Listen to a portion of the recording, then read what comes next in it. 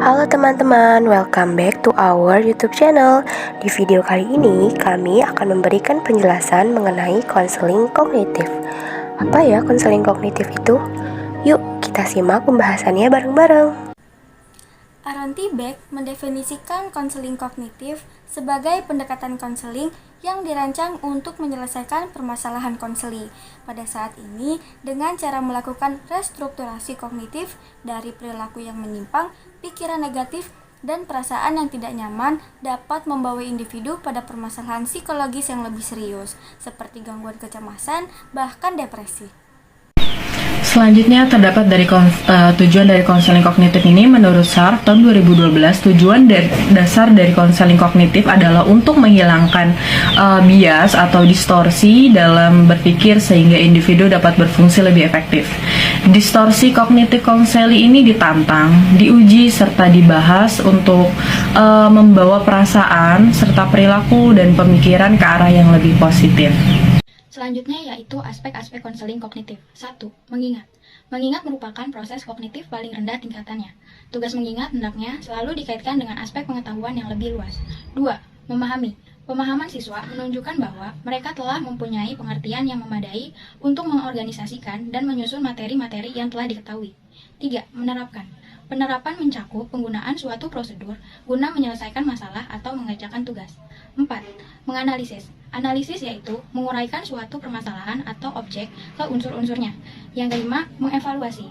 Mengevaluasi membuat suatu pertimbangan berdasarkan kriteria dan standar yang ada. 6. Menciptakan. Membuat adalah menggabungkan beberapa unsur menjadi suatu bentuk kesatuan. Perkembangan konseling kognitif yang pertama, perkembangan masa bayi. Berada pada akhir tahap ini ketika anak berusia sekitar 2 tahun, pola-pola sensorik motoriknya semakin kompleks dan mulai mengadopsi suatu sistem simbol yang primitif. Yang kedua, perkembangan masa anak-anak awal. Pada tahap ini, konsep yang stabil mulai dibentuk. Penalaran mental muncul, egosentrisme mulai kuat dan kemudian melemah, serta terbentuknya keyakinan terhadap hal yang magis. Yang ketiga, perkembangan masa pertengahan akhir anak-anak. Pada perkembangan ini, aktivitas mental yang difokuskan pada objek-objek atau peristiwa-peristiwa nyata atau konkret dapat diukur. Yang keempat, perkembangan masa remaja. Pada masa ini, anak-anak sudah mampu memikirkan sesuatu yang akan atau mungkin terjadi, sesuatu yang abstrak. Prinsip-prinsip konseling kognitif. Yang pertama, harus didasarkan pada pemahaman yang sama antara konseli dengan konselor terhadap permasalahan konseli. 2, yaitu memerlukan kolaborasi dan partisipasi aktif dari konseli dan konselor. 3, berorientasi pada tujuan dan berfokus pada permasalahan yang terjadi pada saat ini. Yang keempat, yaitu mengajarkan konseli untuk mengidentifikasi, mengevaluasi, menangani pemikiran disfungsional, dan keyakinan mereka. Yang kelima, menggunakan berbagai teknik untuk merubah pemikiran, perasaan, dan tingkah laku. Tahap-tahap dari konseling kognitif. Menurut Seligman, pada tahun 2006, tahap-tahap dari konseling kognitif terdiri dari 10, yaitu sebagai berikut. Yang pertama, membangun agenda yang bermakna untuk konseli. Yang kedua, menentukan dan mengukur intensitas mood seseorang. Yang ketiga, mengidentifikasi dan mereview masalah yang ditunjukkan. Yang keempat, membangkitkan ekspektasi konseli dalam perlakuan. Yang kelima, mengajarkan konseli tentang konseling kognitif dan peran dari konseli. Yang keenam, menggali informasi tentang kesulitan konseli dan kita mendiagnosisnya. Yang ketujuh, menentukan tujuan konseling. Yang kedelapan, memberikan tugas rumah kepada konseli. Yang kesembilan, merangkum sesi konseling.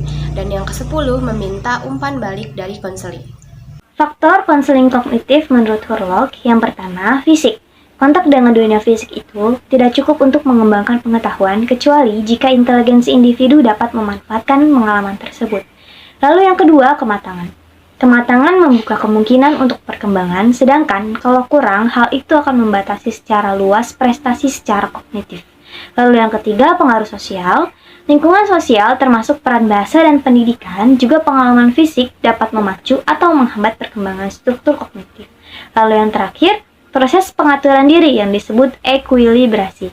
Proses pengaturan diri dan pengoreksian diri ini melalui pengalaman sosial dan perkembangan jasmani yang menyebabkan perkembangan kognitif berjalan secara terpadu dan tersusun dengan baik. Kelebihan terapi kognitif adalah yang pertama, terapi kognitif efektif bagi klien dari berbagai budaya. Yang kedua, konselor dapat memaksimalkan ingatan yang dimiliki klien. Yang ketiga, menjadikan klien lebih kreatif dan mandiri. Dan yang keempat, dapat meningkatkan kemampuan siswa untuk menyelesaikan masalah. Kekurangan dari terapi kognitif, yang pertama menuntut konselor dan klien untuk aktif. Yang kedua, kurangnya partisipasi dari klien. Yang ketiga, untuk teori belajar kognitif ini, keberhasilan sebuah pembelajaran tidak dapat diukur hanya dengan satu orang siswa saja. Maksudnya kemampuan harus diperhatikan. Dan yang keempat, beberapa prinsip intelijensi sulit dipahami dan pemahamannya masih belum tuntas. Oke, segitu dulu ya pembahasan dari kami. Sampai jumpa di video selanjutnya. Bye-bye.